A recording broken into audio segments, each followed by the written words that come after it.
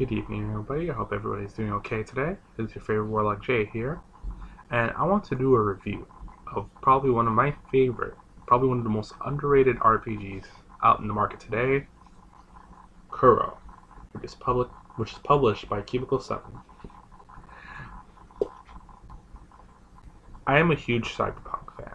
It's one of my favorite genres. I like the idea of the near future that's so much similar to our own present. I'm also, believe it or not, I'm a huge J-horror fan.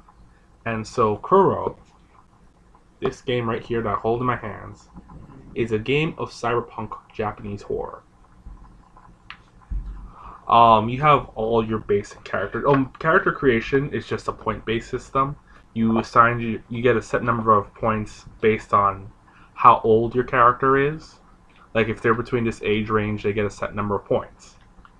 So you have to get GM permission to actually play someone younger than 21 years old or over 50 years old. I think that's actually a pretty interesting character creation mechanic. And then there is Kaisto, as they call it in Japanese. Your character's social rank, which plays into it, which plays into what your character is.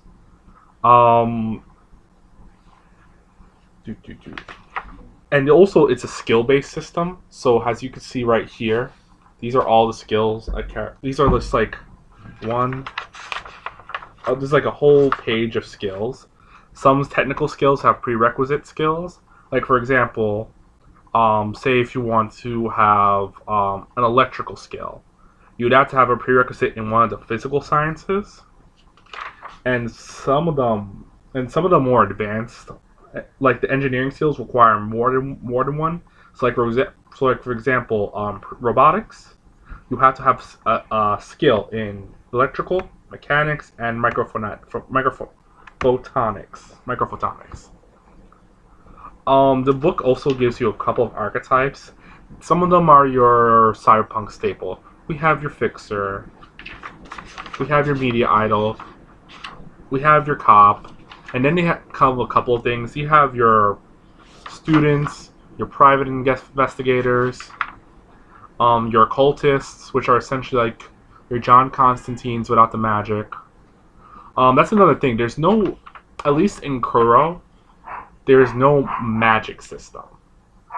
There's like occult tech, which kind of like allows you to do battle with like say supernatural baddies. So this game, a lot of the threats are human, or mechanical, or supernatural, or sometimes even a weird mix of the three.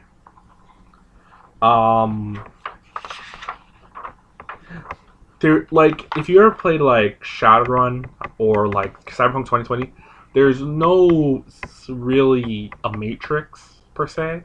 So you're not going to be uploading your subconscious onto the internet and be hacking that way. However, the overclocker is the closest thing you're going to get to that. They're kind of like the technical genius. Like they focus on like robotics, electronics, cybernetics, things like that. There's each of them has kind of like there's like 8 attributes altogether. There's dexterity, strength, stamina, reflexes, intelligence, personality, I think it was. Perception, no. It was perception, charisma, and willpower. And each of your characters starting out will probably have somewhere between 1 to 3 on anywhere on these stats. 1 is like subpar, 2 is kind of like your average human, and 3 is considered to be like peak human strength.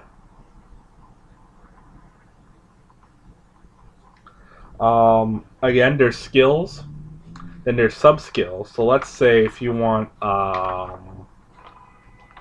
let's say if you were like a cop and you had the firearm skill, you could choose to specialize with handguns, magnetic guns, or like shotguns, things like that. The amount of like skills here are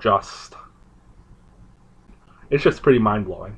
It's short and compact, and there's no real overlap between them. So you could feel like, each skill is unique in its own way, which is what I really like about this game.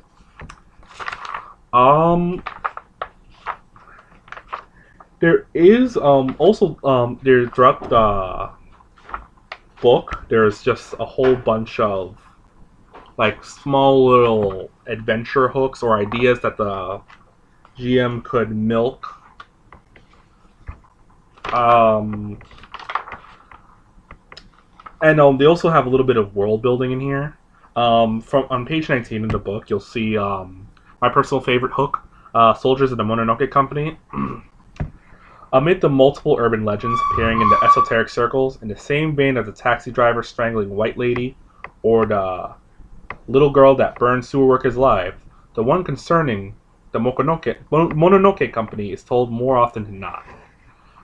Some more or less credible testimonies speak of small unit of soldiers being seen on the streets of Shinido. I'm about to get into why it's not Tokyo and Shinido later. Wearing ultra advanced exoskeletons and full helmets of red goggles masking their features. These soldiers are equipped with unknown weapons that seem to search the places reputed to have been the site of supernatural manifestations.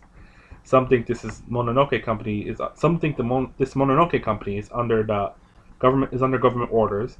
The latter knowing about these phenomenon and trying to hide them from the population.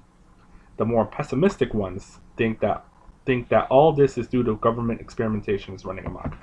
I think that this is a good hook because it kind of introduces the balance of natural, scientific, and supernatural. So, a brief word on Kuro's setting. Kuro takes place in Japan in 2046 after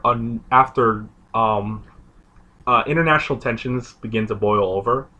A nuclear strike is launched against Japan, and as soon as it gets within Japan and about to hit land, it just disappears. And the only fatalities were people who were riding in the plane at that time, and all of them perished. The plane crashed, and there were no survivors. I think, and that's one problem. And that's one of the bigger events. It's actually called the Kuro incident, as it's called. They even have a date for it, May 4th, which I like to call Kuro Day.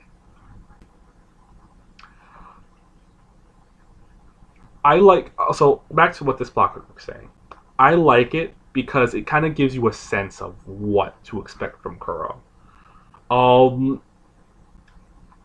The book kind of has there's to my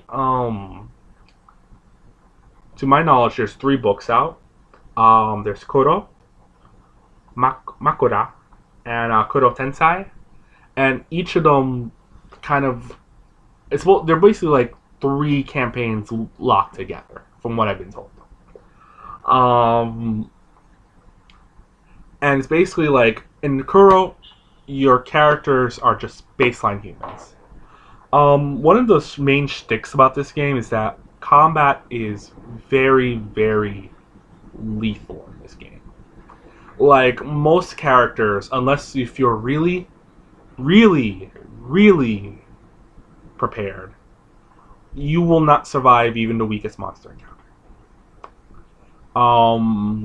They have the monsters in the back. There's not a whole lot of them, but there's enough that you kind of get the feel of what they're going for with the Japanese horror spiel. The Tengu has a dexterity of 6 and has a hand-to-hand of 8.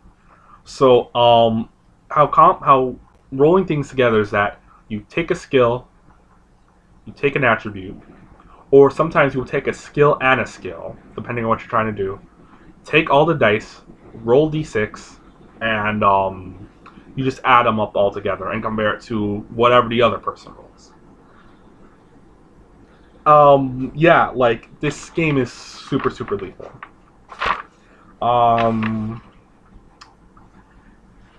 Some characters have an ability called God, I forgot what it was called, but it basically like makes them invincible. Like no human, there's no human way to get rid of them. They don't take damage. They'll, whatever you could swing at them, they'll hit you back at least 16 times harder. And like most, you will literally be killed in one hit if you were to fight any of these monsters without any preparation whatsoever. I believe that in in Makura, there's supposed to be a power system, and in then in Kuro Tensei, there's supposed to be a power, like even more expanded power system. I just don't know how. I don't have the book, so I honestly couldn't tell you. This is from what I've been researching for this video. What's really interesting about this system that it follows the basic D6 system, but it has a really unique twist to it, which I thought was very interesting. Ones are not automatic failures. They're just added in with all the rolls. However, if you rolled a 4, just a straight 4, that is that's called the she dice. Those are considered to be failures. And if you roll majority 4s, that's an automatic failure. Whatever you're doing just fails. I find it interesting because the word for 4 in Japanese, she, is also the same word for death. So I think that's just a cool, if not morbid, take on dice rolling in this game. If you roll a 6, the dice explodes, and you have roll again, and you add the 6, and then whatever you roll on top of that. If you keep rolling 6s, you roll the 6 again, and then you keep on adding 6s until you don't get the 6 anymore. There's also contacts in this game, which I think is pretty fun.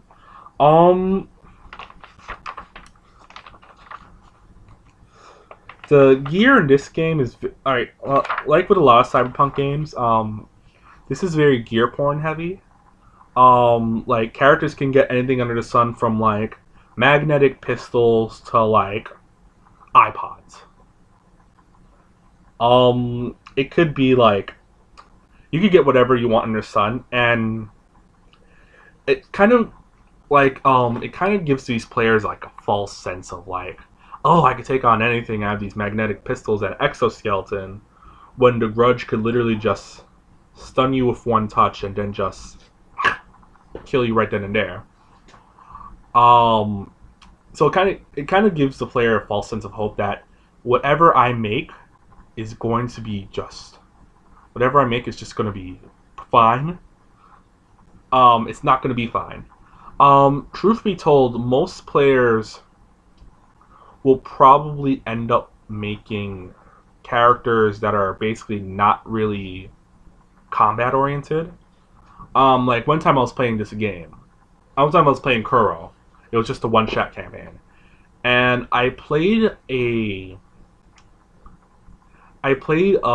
pro gamer who her only combat skill was she had a switchblade. She had like a switchblade like yay big, and or at least the blade was like yay big, and that was her only means of defense. Everything was either just like revolved gaming, technology, hiding, and a few high level contacts.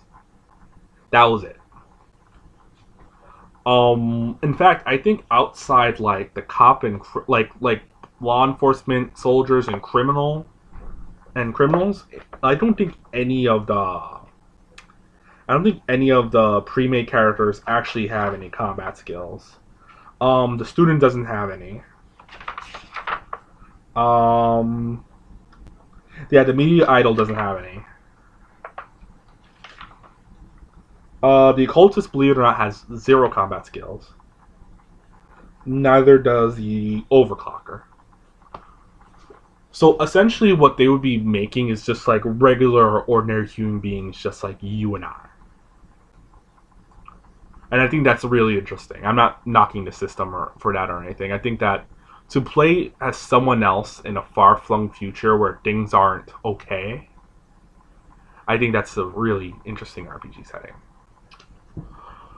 As of right now, as of this recording, April 29th, 2020, there is, unless you're willing to dish out $150,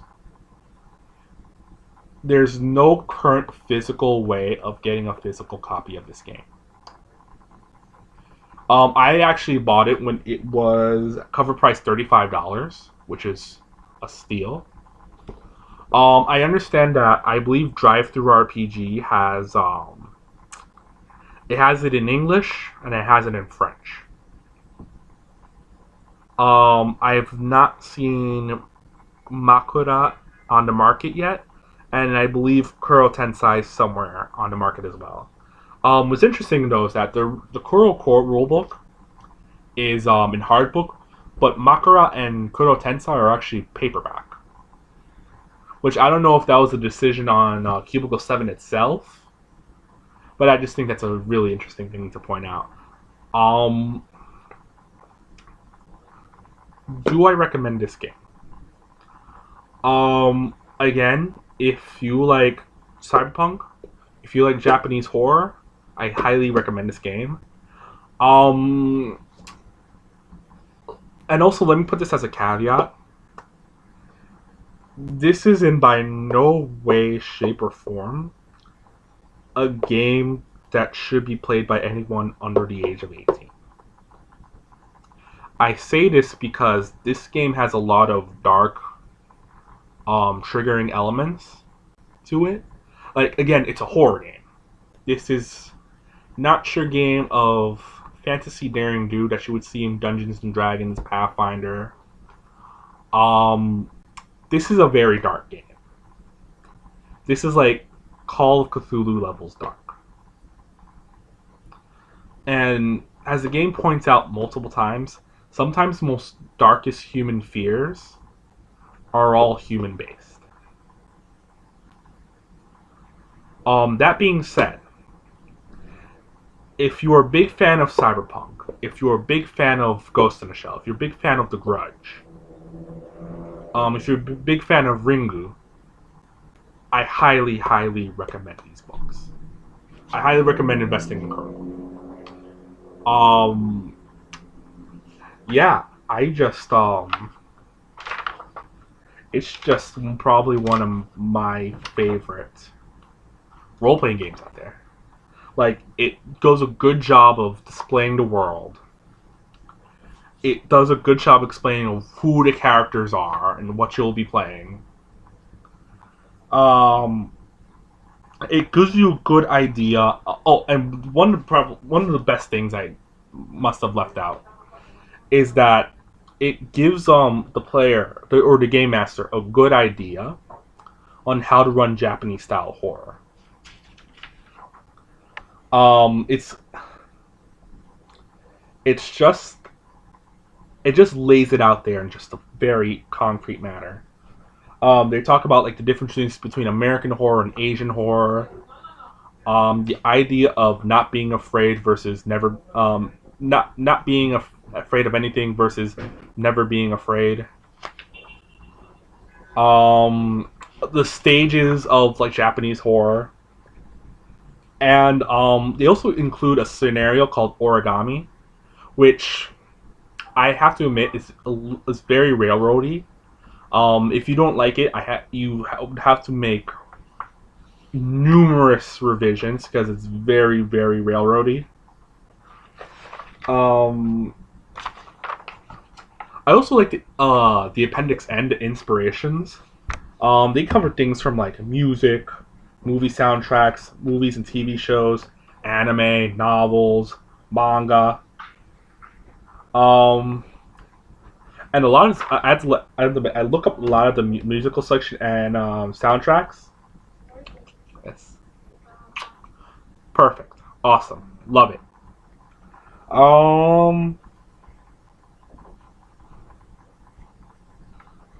Yeah. That's pretty much all I have to say about this game.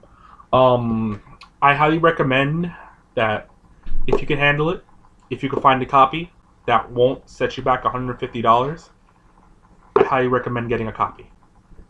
Great game, great system, great setting. Is that enough rates? Go get this game. I look forward to your comments in the section below. Let me know if you've played this game. Let me know how it went. Let me know how you feel. And yeah, good day and good gaming, everybody. Stay awesome.